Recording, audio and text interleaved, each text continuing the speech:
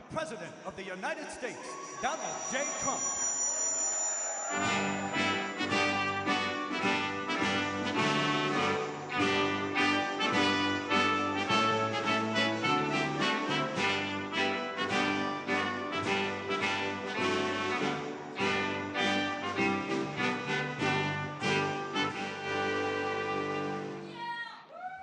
Well, thank you very much. Nice place. I guess you've mostly been here, but you like it a lot better with Trump than you like it with Biden. That I can tell you. That's because you're smart. Well, I'm thrilled to welcome so many good friends to the White House as we celebrate the third night of Hanukkah. Right? Third night. Time flies. Let me take a moment to send the love and prayers to our entire nation, to the people of Australia, and especially all those affected by the horrific and anti-Semitic terrorist attack, and that's exactly what it is, anti-Semitic, that took place on a Hanukkah celebration in Sydney. What a terrible, terrible thing. We don't learn. We're joined in mourning all of those who were killed, and we're praying for the swift recovery of the wounded. Some are very horrifically wounded, as you probably know. All nations must stand together against the evil forces of radical Islamic terrorism, and we're doing that.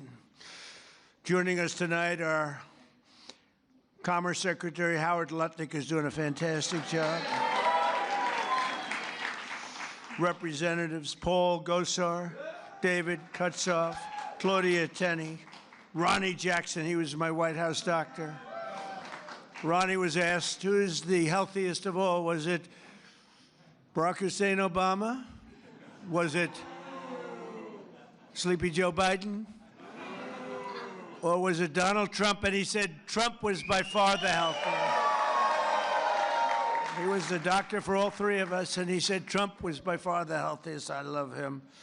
If he didn't say that, I would have never have talked to him again.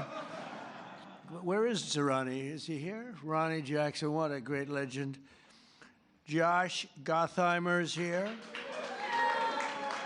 Mr. Salt is here, Mike Lawler. He's the only guy who could have gotten that for New York. Nobody else. He worked so hard on that. Will you please focus on the midterms, please? Do you mind? Okay. Because you can do it. Jared Moskowitz. Thank you, Jared. Thank you, Jared. Max Miller is here. Great old Max. He was my music man in the White House. He knew music better than any human being.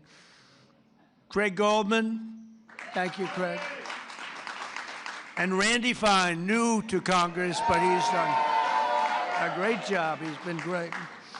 As well as the mayor of Boca Raton, Florida, Scott Singer. Thank you very much. Thank you, Scott. Good place. I love Boca. National Chairman of the Republican Jewish Committee, Norm Coleman. Thank you, Norm. Looking good, Norm. CEO of the Republican Jewish Coalition, Matt Brooks. He says Trump is the greatest president we've ever had, so I like him. I'll take Matt any day. Thank you, Matt. CEO of the Israeli-American Council, Ellen Carr. Thank you. We have a man, I have to take a little time. Because every Saturday night, used to be Sunday, then he did so well that they put him on Saturday too, Saturday night. Do you know who I'm talking about? Because there's only one has Saturday and Sunday. And Saturday is considered Death Valley, but it's not death because of ratings. Nobody gets good ratings. Although actually my daughter-in-law is doing well, and you always did well. The great one, Mark Levin. And much more importantly, his much more brilliant wife. Where are you? There you are. Would you come on up here, both of you? Get up here. Get up here. Look, every Saturday, every Sunday, I'm forced to watch television to listen to this guy talk about how frickin' great I am. Because he does like Trump. There's no question about it. Come on up here, Mark. Get up here. Come on up. What a beautiful couple. Did you get lucky? If you weren't a genius, you wouldn't have a wife like this. Mark, say a couple of words. Come here, darling.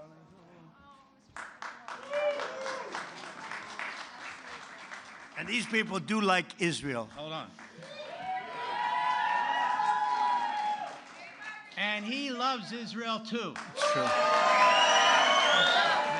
seconds. Just 2 seconds. 6 years ago, I was up here, and I said, "This is our first Jewish president." It's true. Now he's the first Jewish president to serve two not consecutive presidencies. We thank you for everything. That's right. Bad things happened on the second one. Namely, the election was rigged. And we found out, and you see that happening. But, and you are the greatest president. Thank you very much. And God bless you. I miss you. I miss you.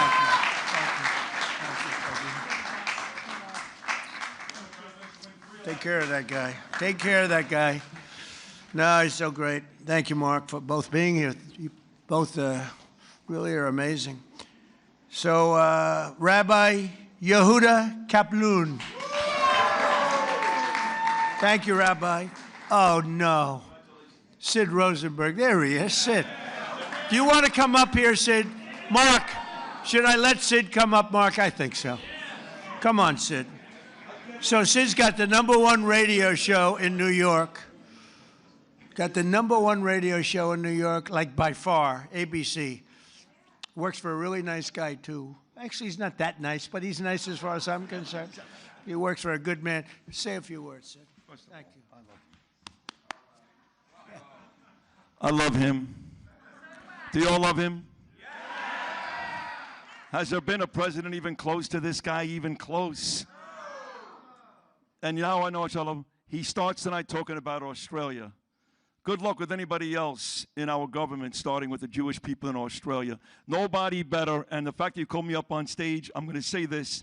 My beautiful wife Danielle's in the audience. The birth of my 2 children. Outside of that, President Trump, this right now is the greatest moment of my life. Thank you. Very genuine. Thank you. He's almost crying. He never cried. He hasn't cried since he's a baby. Well, he's a great guy and a great man, and he loves Israel.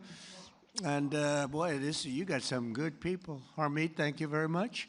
Harmeet Dillon is here. And she sues the ass off of anybody that is anti-Semitic. She's doing a lot of them right now. Harvard wished they never heard her name, right? They're going to pay a lot of money, right, Harmeet? We're going to pay a lot of money. Sid, it's an honor to have you up, and you do a great show, and we appreciate it. And say hello to the Casamatides person, who's fantastic. And another person, I really love her. I think she's a beautiful woman. You're not allowed to say that anymore, because if you do, it usually means the end of your political career. But I've been threatened much worse than that.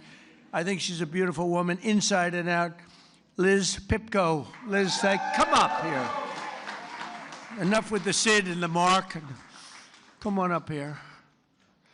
Look at her. She has been so strong for Israel and for our country. Let's say a few words, please. Hi, thank you.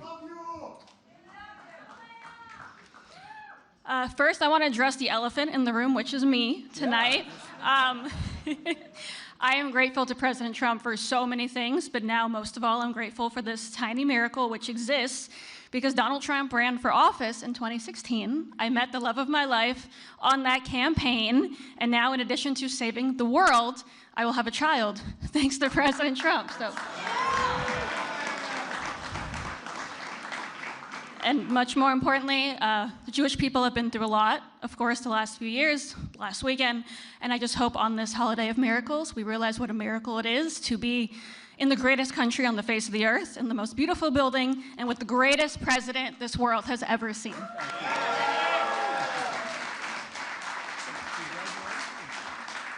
Congratulations. That's right. She was on the campaign, and she was so effective and great.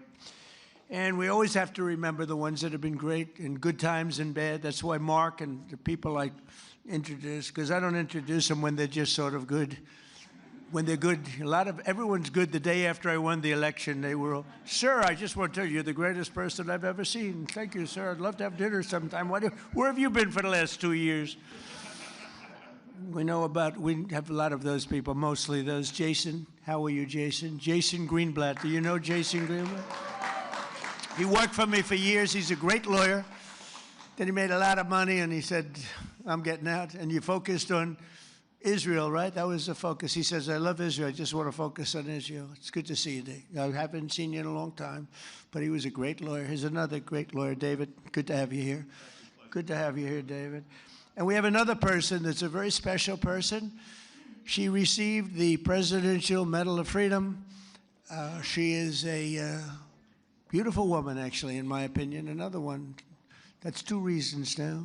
And third, by the way, Mark, we have 3 reasons, Mark, because your wife is incredible, always, from day one. But I think it's okay if we ask Miriam Adelson. Do you want to come up, Miriam? Come up here, Miriam. Miriam gave my campaign, indirectly and directly, $250 million. She was number 1.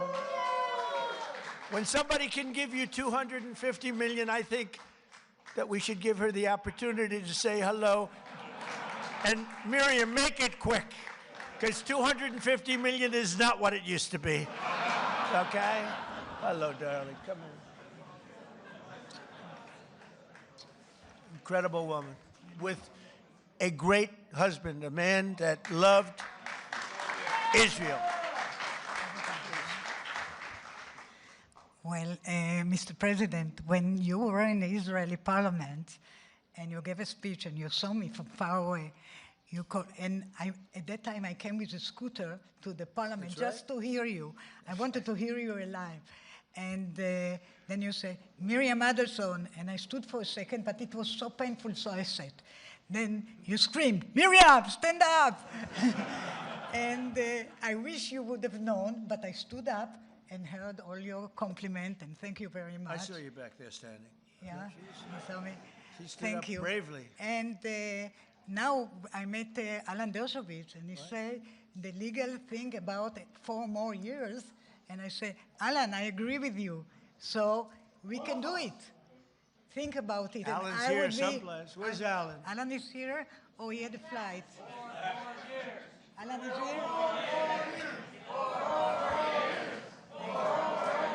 Think about it. Thank you. Maybe I will be the first one who told you, or second. Yeah. She said, think about it. I'll give you another 250. I will give. But her husband, Sheldon, was an amazing guy, and he'd come up to the office, and there was nobody more aggressive than Sheldon. I think I spent more time with him and you, because you usually came up together, but he'd call and say, can I come over, please? I say, Sheldon, I'm President of the United States. It doesn't work that way anymore. It's like maybe tomorrow. How about tomorrow? No, please, just for a little while. And he'd always say 10 minutes. It turned out to be about an hour and a half, right? And what he did is he fought for Israel. That's all he really fought for. He just wanted to take care of He just wanted to take care of Israel. So he was a great guy. He was a fantastic man, and he loved you so much he couldn't see straight. So good. Thank you, darling. Be careful. Be careful. We don't want her falling. You know, when you fall, it's not good for politics. We had a man that fell a lot. I don't want to talk too much because I'll have my day, I'm sure, you know. They're waiting, the press. See all that press back there? They're waiting. Oh, would they like to see Trump trip off the stage? I would never live it down. But anyway, and we have so many friends. I can't mention everybody, but we have so many friends. Hello, my man. How are you? Boy, we have good people here tonight, huh? This is the A-list. This is the A-list of any list.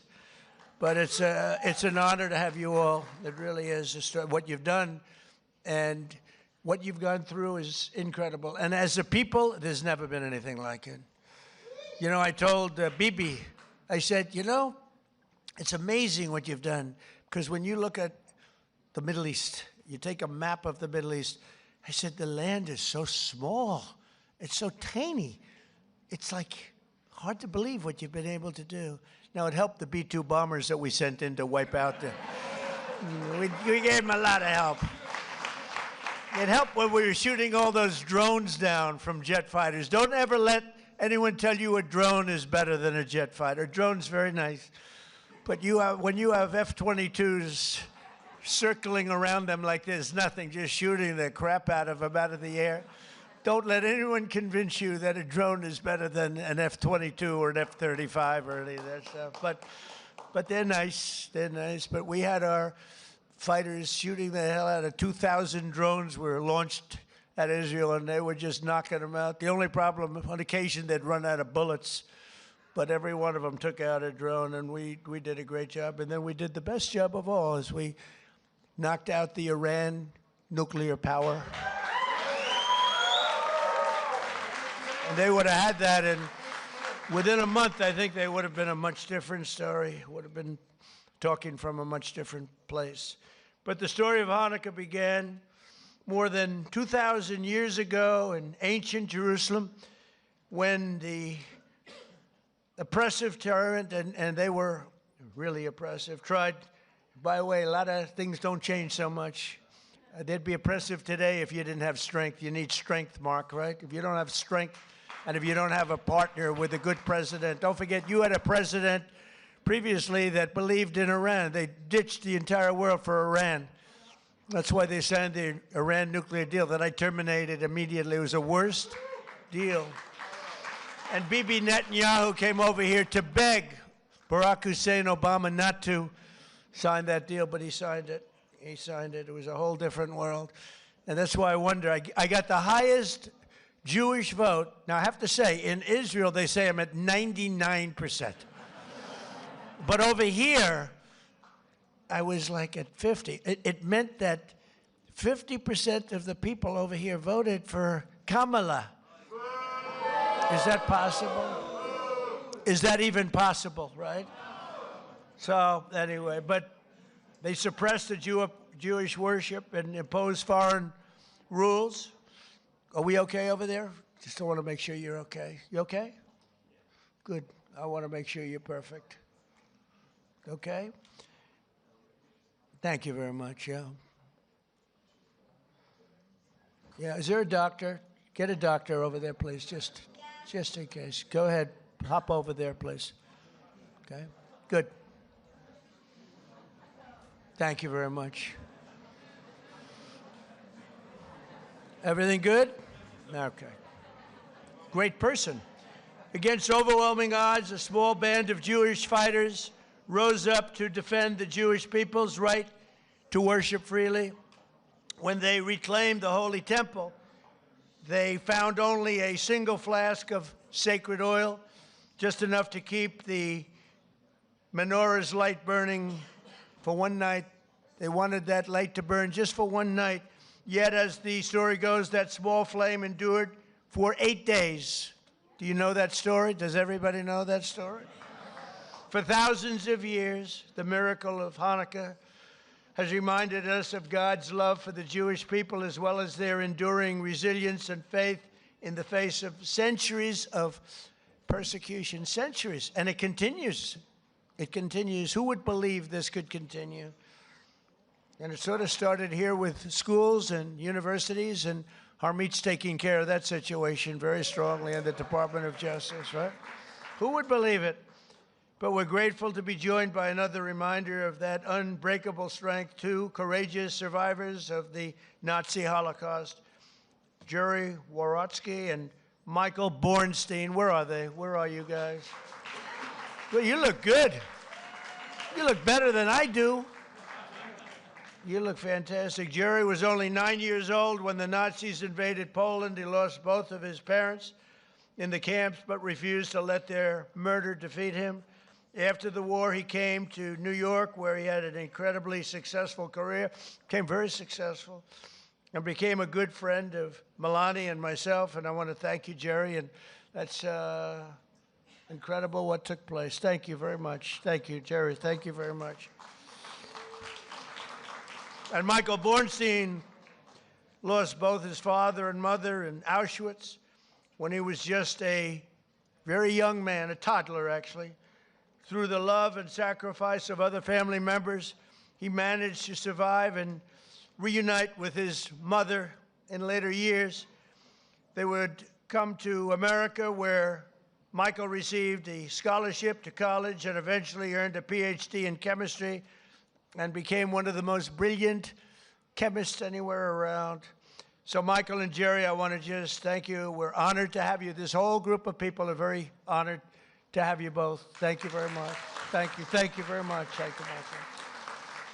As President of the United States, I will always support Jewish Americans, and I will always be a friend and a champion to the Jewish people. I have been. And I will say, you know, if you go back 10, 12, 15 years ago at the most, the strongest lobby in Washington was the Jewish lobby. It was Israel. That's no longer true. You have to be very careful. You have a Congress in particular which is becoming anti-Semitic. You have AOC +3. You have those people, Ilhan Omar, she hates Jewish people. And you have to be very careful because there's been a big change. You know, if you go back 15 years ago, I'm not Jewish, but my father was very friendly with many, many Jewish people, was honored by Federation. I would go with him to Federation of Jewish Philanthropies and many other things. And we grew up respecting and loving Jewish people. You know, you don't even think about it. In Brooklyn and Queens mostly. And my father didn't go to Manhattan. He never went to Manhattan from the standpoint. He could never understand how in Brooklyn you could buy a piece of land for $3 a foot and how in Manhattan you had to pay $1,000 a foot. He said, I can't get that. I don't like it. I like to buy it for $3. So it was different. It's a different thinking. In a way, I'm glad he didn't do that because he let me have some of that fun. And I had a lot of fun in Manhattan. We did great. But my father would tell me the most powerful lobby that there is in this country is the Jewish lobby. It's the Israeli lobby. It's not that way anymore. You have a lot of people in your way. You have a lot of people that don't want to help Israel. You have a lot of people in Congress that don't like Israel. You have a lot of people in Congress that, in a way, I think, Mike, we could say it, right? You're there. You're doing an amazing job, Mike Lawler. They hate Israel. They hate Israel. And if you would have told me 15 years ago that that was possible, Jason, I would have said, there's no way. There's no way that's possible. But it's happening. And obviously, it's getting progressively worse. Less so in the Senate, but the Senate's starting also. You get glimmers, you know, when I'm in the back rooms talking to people, you get glimmers of statements that you say, whoa, where did that come from? So we have to be, Sid, we have to be very careful because bad things are happening. And then you see what goes on in Australia or October 7th. How about October 7th? And then you have people that deny it ever happened. How about the people that deny, like they deny the Holocaust, but, you know, you figure, well, that's just many years. Well, October 7th is not many years at all. And you have people that deny October. I saw tape that I wish I never saw it, actually. I wish I never saw it. I got to see tape that some of you got to see, but as president, I got to see things I wish I never saw. But there's no denying it. But then they'll say, oh, the tape was a rigged tape. It was a tape that never existed. They made it up. It's just propaganda. I don't know if they believe it. I don't think they believe it, but you have to be very, very careful. Bad things are happening, and we're not going to let that happen. While I'm president and the DOJ and Harmeet, we're not going to let it happen, but please be vigilant and careful because you have some bad people that are now in Congress that were unthinkable to be in Congress 12, 13, 14 years ago, 15 years ago. Within days of taking office, I signed a historic executive order to combat the vile scourge of anti-Semitism, as you know. It's the strongest executive order of its kind ever signed. And we're also mobilizing federal resources to protect Jewish students and faculty. The faculty is under siege. The students are under siege. When you look at Columbia, you look at Harvard, you look at some of these schools, what's going on. But the faculty on campuses across America and are deporting foreign jihadist sympathizers and terrorist supporters at record levels. We're deporting them. We're not putting them in jails. We're deporting them. I terminated the disastrous Iran nuclear deal. And this summer, We obliterated Iran's nuclear program like nobody's ever seen. And even that, CNN fake news, they're back there. The camera's roaring. The light will go off in any second now. They hate when I mention their name because they know it's only bad because they're crooked as hell. They're fake news, you know, the term. I think it's one of my better terms, Sid, right? I don't think anybody takes it away. We have some good ones, Pocahontas, but I think fake news is probably pretty good. The only problem is it's actually not strong enough. You know, fake, it's crooked, corrupt, disgusting news, but we'll have to do with fake. But fake isn't strong enough. That's the only problem. It's actually, I wish I could come up with a word that's really more powerful than fake, but fake is good enough. But CNN with the attack on Iran, they said, well, I used the word we obliterated them. You know why? Because the pilots told me they know better than anybody, and the pilots told everything, and then we had visuals. And these pilots are coming back after having endured the most dangerous ride. I said, did you guys, I had them all to the Oval Office. After 2 weeks after the attack, I had them all. I had the pilots, and I had the people that maintain the planes. I had the people that fly the tankers. We had 52 tankers because we had the 7 major planes. We also had 4 planes flying in different, of the B-2, flying in different directions. Iran didn't know what the hell was happening. But we had a whole force of F-22s, most beautiful fighter jet ever made, most powerful fighter jet ever made. And F-35 is a brand new one. And they're stealth. Believe me, they're stealth because they went into Iranian airspace, and Iran never saw anything. And it was, think of this, 2 o'clock in the morning. It was dark at night. There was no moon at all, no light, no nothing. And every single bomb went right down those air shafts into granite mountains, right down those air shafts. At 2 o'clock in the morning with no vision, every single bomb hit its target. And CNN said on the way back, they were on the way, they hadn't even landed yet, well, maybe the attack wasn't that bad. Because I used the word obliteration. I turned out to be right. The Atomic Energy Commission shortly thereafter said it was total obliteration. Iran actually said it was total obliteration. In fact, they said touchdown. Yeah, it was a touchdown. But it was amazing. And we've never had an apology from CNN, So you have fake news against you, fake news. And I didn't fight for you. I wasn't fighting for you there. I was fighting for those pilots that were so brave to go there. When they came into the Oval Office, I said, you can't seriously enjoy this. They said, sir, we enjoy every minute of it. We were practicing this and the predecessors. We were practicing for 22 years, they said. For 22 years they were practicing.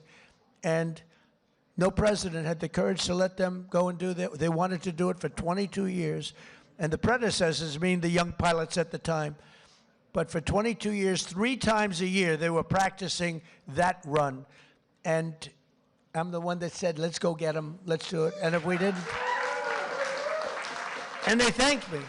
But I did say to the pilots, enough is enough. I said, do you really like being in that plane when they're waiting for you? They know you're coming, it's dark, it's cold, it's everything is, and you're in a plane, and there are bullets flying all over the place, sir. I wouldn't trade this for anything in the world. Can you believe these people? And I love you people, but I'm not getting in that plane. I love you guys, but these people are unbelievable. The talent they have, the way they can fly those things, the way they can aim it at a target in the dark of night, the darkest you've ever seen. They wanted to be as dark as possible. They didn't want anything. And the only time anybody could see those planes was when those bomb chutes open up, because it becomes totally unstealth when it goes. I explained that to Mark Levin once. You're going in, you go like this, and as soon as it goes like this, for some reason, the plane is totally visible, not good. And I watched it happening, and it's like I'm sitting home watching it. It's amazing. The Situation Room is an amazing place. But I watched him go, bing, bing. It went bing, bing, and 2 massive 100,000-pound bombs come pouring out. And the job they did was incredible. I mean, compare that to, I thought he was a nice man, but compare that to the Jimmy Carter attack on Iran. That was not good, with the helicopters and the men running all over the place trying to get the hell out of there. This was not good. This was the single greatest military attack that anyone's ever seen. And that sort of put an end to, we helped Israel very much, as you know, with their attacks on Iran before that, but that really put an end to it because they were about a month away from having a nuclear weapon. I officially recognize the true capital of Israel and opened the American embassy in Jerusalem.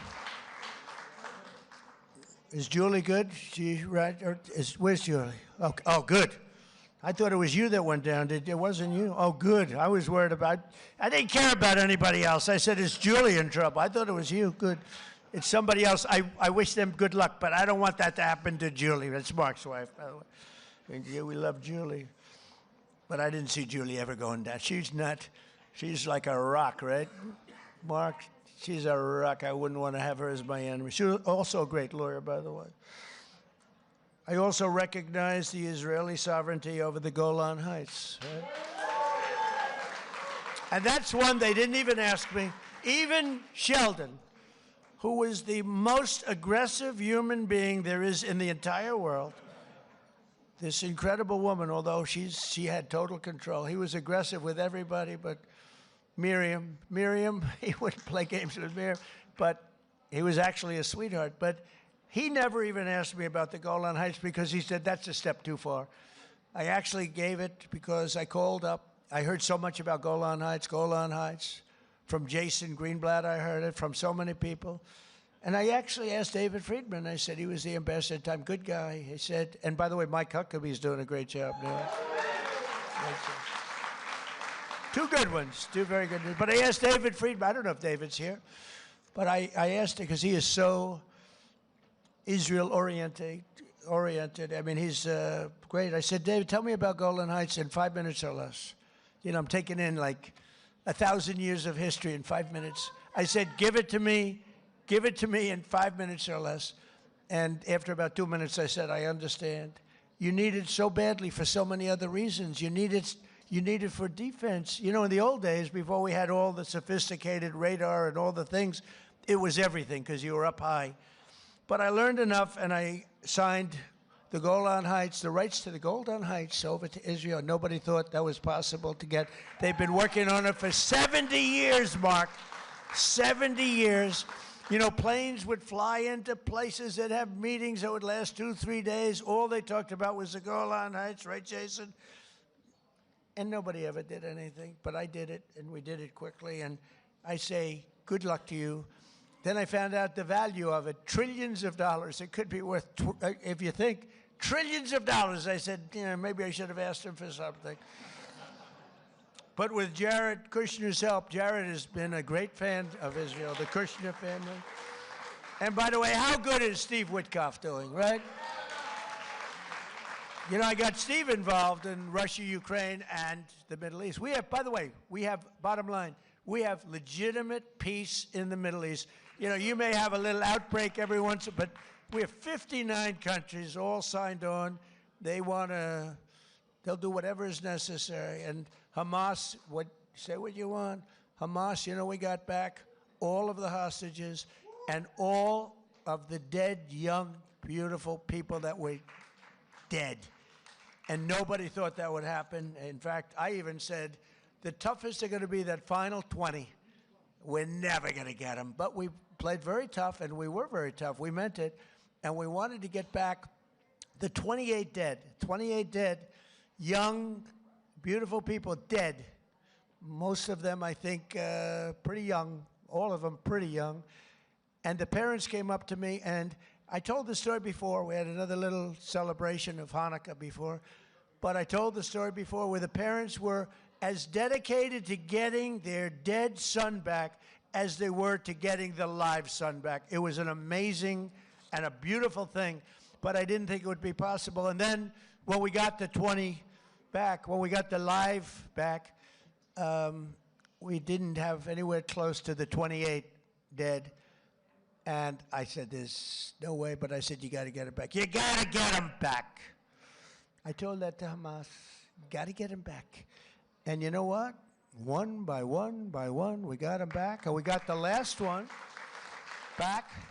We got them all back. And amazing, though, those parents were as dedicated, I can't say more, but they were as dedicated as the parents who knew their son was alive, and they begged to have him. And I'm very proud of it. I thought the last 20, and it was tough, I didn't know. But Steve Witkoff was great. Jared Kushner was great.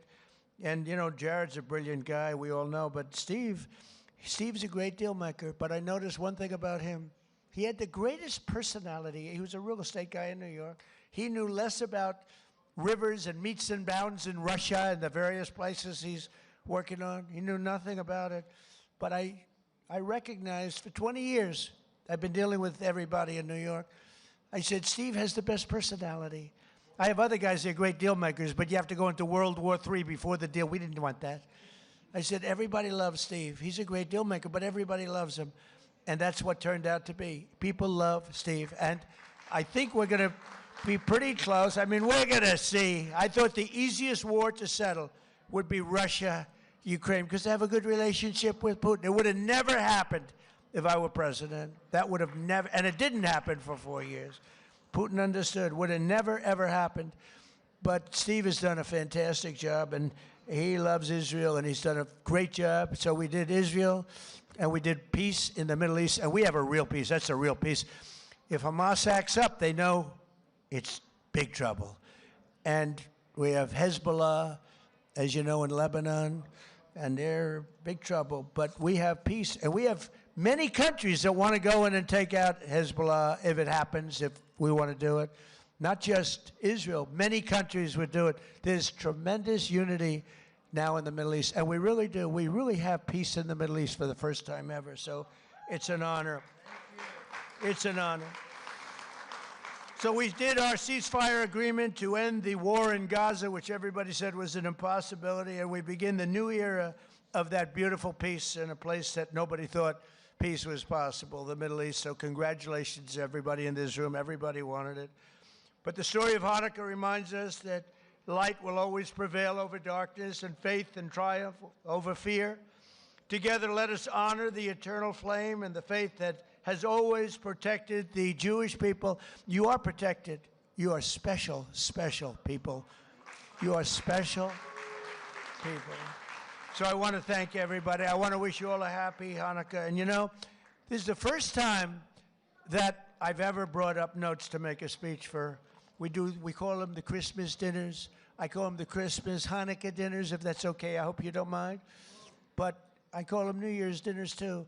But I've made about 20 of them so far. I never had any others. I brought this up. You know why? I've done so much for Israel that I have to read. Look at it. I got like pages. And I don't want to leave anything out. I don't want to leave Golan Heights out. I want to tell you what we did. But it's an honor to help you. I have so many friends, and a lot of you are right in this audience. Very special group of people. You know, for every time we have one of these parties, we have to turn down 10 people for everyone that makes it. It's the White House. Soon you'll have a ballroom that's so big I can handle. And we just won the case today. Did you know that, Mark? We just won the case. We got sued. We're donating a $400 million ballroom, and we got sued not to build it. For 150 years, they've wanted a ballroom, and we're giving them, myself and donors are giving them, free of charge, for nothing. We're donating a building that's approximately 400 million. I think I'll do it for less, but it's 400. I should do it for less. I will do it for less. But just in case I say 400, otherwise if I go $3 over, the press will say, it costs more. I build under budget and ahead of schedule. Right, Jason? Always. I know how to build under budget. I build good. But we won the case. They asked for a restraining order to stop us from building a magnificent ballroom. I said, who would ask for a restraining? We're giving them, Sid, a $400 million. It'll be the most beautiful ballroom, and it'll handle inaugurations. It's got 5-inch thick glass windows. It's impenetrable by anything but a howitzer. It's impenetrable. Now, I will say, if I'm up making a speech someday, Mark, and I hear ding, ding, ding, I'm out of there. But it's going to be one of the greatest. I think it'll be the greatest ballroom anywhere in the world. But I said, who else but in our country would sue to stop a $400 million beautiful ballroom that people have been after for the White House? The White House has wanted a ballroom for 150 years. You know, they used to use a tent, and they have a tent, and the tent would go in a very low area because it's the only area that can handle a big tent. And if it rained, the rain would go over the woman's beautiful shoes with the high heels, about 6, 7 inches worth of water. They'd be sitting in the water, and people said, would rather have that than a brand new. This ballroom is going to be amazing. Also designed to handle the inauguration so that you have total safety from not only the weather. January 20th is always a disaster from a coldness standpoint. But, you know, we had it in the Capitol, and there was nothing more beautiful. But from a safety standpoint, we can do better. So we're going to have something that's really, really spectacular. And I thank the judge on the case for the courage in making the proper decision, because we didn't want to be held up. We would win that automatically anyway, but we didn't want to be held up or delayed. We want to go, and right outside you see the pile drivers going boom, boom, boom, and my wife is being driven crazy. She said, this is not what I had in mind. You know, the first day she was great. She heard these piles that go down 150 feet into the ground, boom. Second day she was okay. Third day she wasn't thrilled, and after that it's been brutal. But you know what? You're going to have the greatest ballroom anywhere in the world, and you're going to love it. It's going to fit beautifully with the White House. Happy Hanukkah. Have a great year. We love you, and we love Israel. Thank you very much. Thank you. Thank you, Mark. Thank you. Thank you, everybody. Thank you, David. Good luck, everybody. Go get them, Harvey.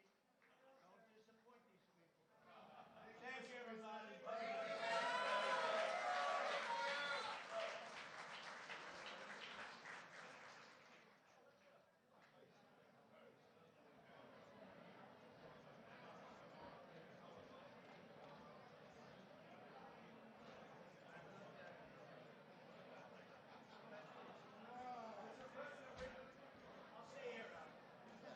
God, you read the prayers. Read the prayers into the mic.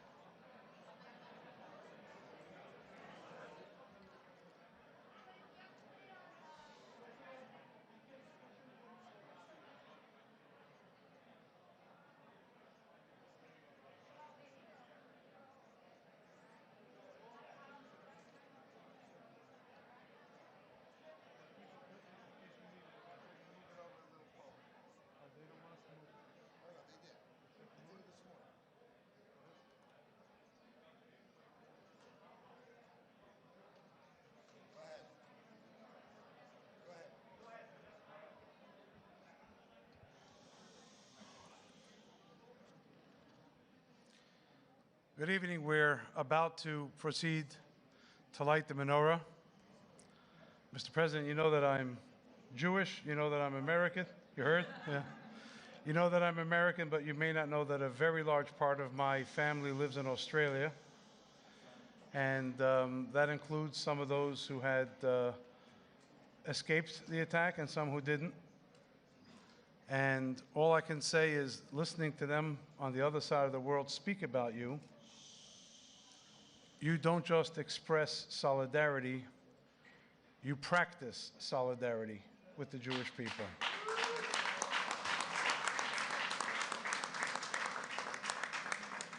And you practice solidarity with Israel, perhaps in a way we've never seen before, to the extent that many people say and many people believe that you may very well be, even among the friends of Israel and the Jewish people we've had, the strongest, the deepest friend that Israel and the Jewish people have ever had here in the White House.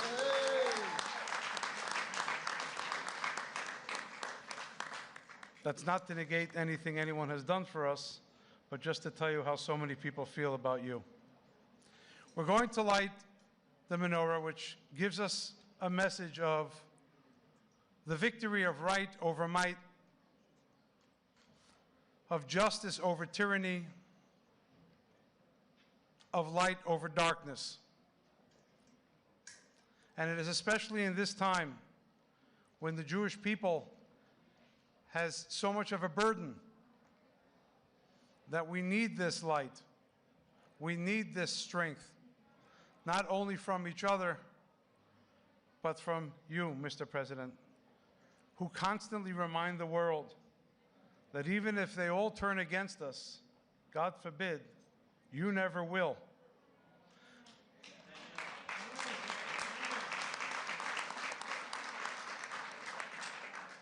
And so I think that it is a great honor that I've been invited to lead the lighting of the menorah here this year. And I want to wish you and your family good health and happiness, strength and safety to our troops, serving stateside abroad. May God bless America. May God bless Israel. May God bless the Jewish people. Thank you.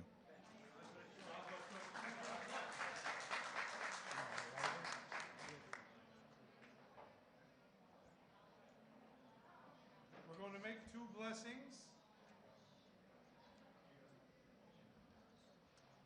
We're going to make two blessings, after which we're going to light 3 candles. And then all those who know the words can join us in Ma'oz Tzur. Please join if you know the words and the tune.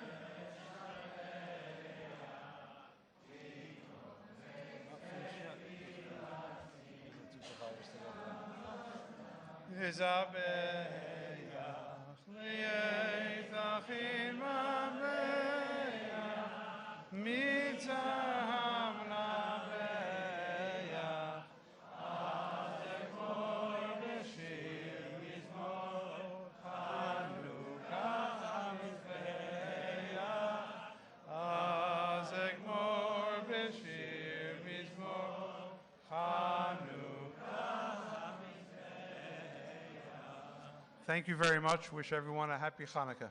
Thank you. Happy Hanukkah.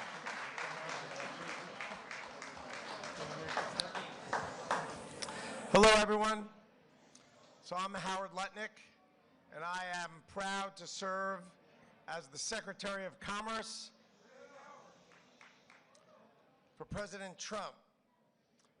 President Trump, from the campaign trail and every day since, has been committed to the Jewish people and to Israel. And I told everyone on the campaign trail that President Trump would be the best friend in the White House the Jews and Israel has ever had, and he has delivered exactly that, exactly that. He speaks with moral clarity. When the fake news would come at him and say Israel and the IDF were committing genocide, each and every time he came at the media, at the fake news, and said, no, it was October 7th when they murdered, they raped, and they killed babies. He made it crystal clear each and every time, and that is why I love serving in the administration of Donald J. Trump, the greatest president ever. Thank you. Happy Hanukkah, everyone.